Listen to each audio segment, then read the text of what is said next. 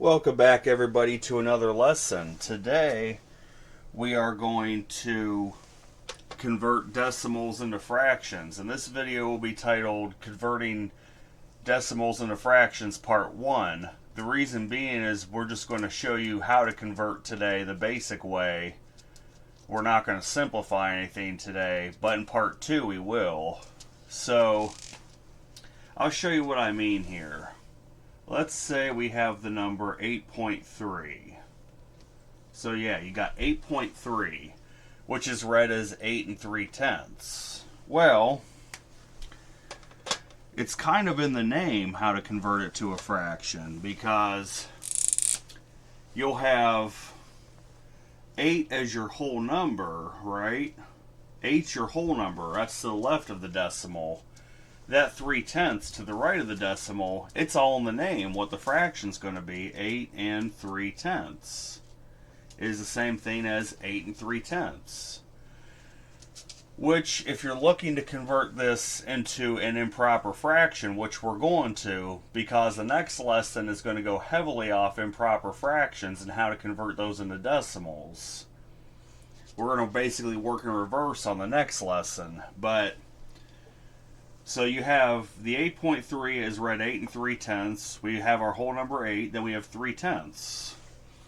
Now we just want to convert this to an improper fraction. So you'll take the denominator 10 times the whole number 8, which would be 80, plus your numerator 3, you would have 83/10.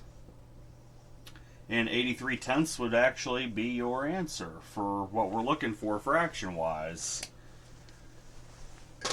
And as you're going to see, there's really not much to this.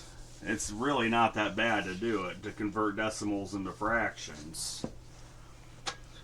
Let's say I give you 0.17. Well, 0.17, so that's 0 and 1700ths, or simply just 1700ths. We can ignore the 0 since that's just a placeholder.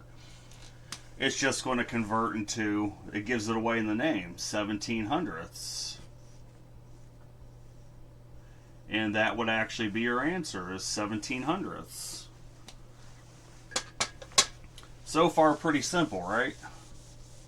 I got 3 more examples here. Let's say I have 3.56. So I have 3.56. Well, you got your whole number 3, so we'll start there. This decimal's read as 3 5600ths. Well, the 5600ths gives it away for what the fraction's going to be. You would have 3 5600ths. Now it's our goal to convert this to an improper fraction. So again, you'll take your denominator 100 times the whole number 3. 100 times 3 is 300, plus the numerator 56, you'd have 356 over 100. And that would be your final answer, 356 over 100.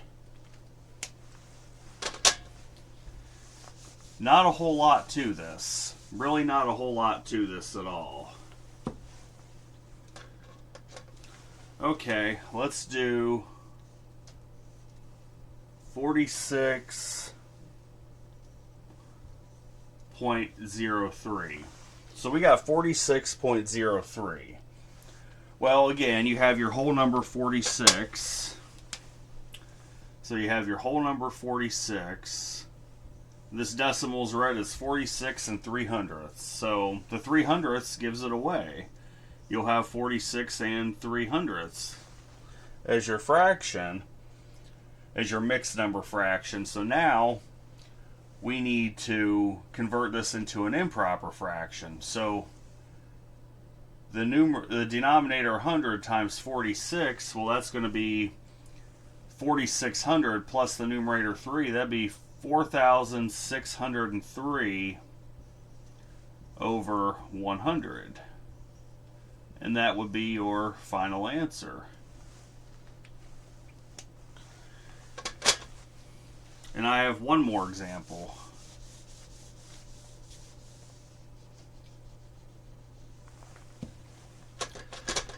So let's say I give you something like 1.509. We have 1.509. Well, we have the whole number 1. We'll start there. The whole number 1 to the left of the decimal. So that's going to be read 1 and 509 thousandths. So you'll have 1 and then 509 thousandths. Because that's in the name for the fraction. It's all in the name. 1 and 509 thousandths. Now we want to convert this to an improper fraction. So you'll take the denominator 1,000 times the whole number 1. 1,000 times 1 is 1,000.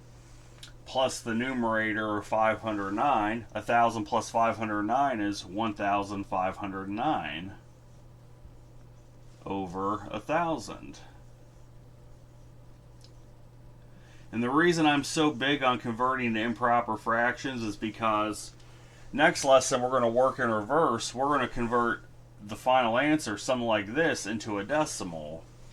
So I want to get you used to seeing it in improper fraction form. But really, this is all there is to converting a decimal into a fraction. There's really not much to it. It's all in the name.